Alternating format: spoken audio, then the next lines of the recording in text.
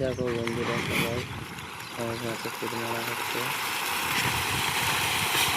কেউ যদি এরকম ভিডিও দেখতে চাও চ্যানেলটাকে ফলো করে রাখবে।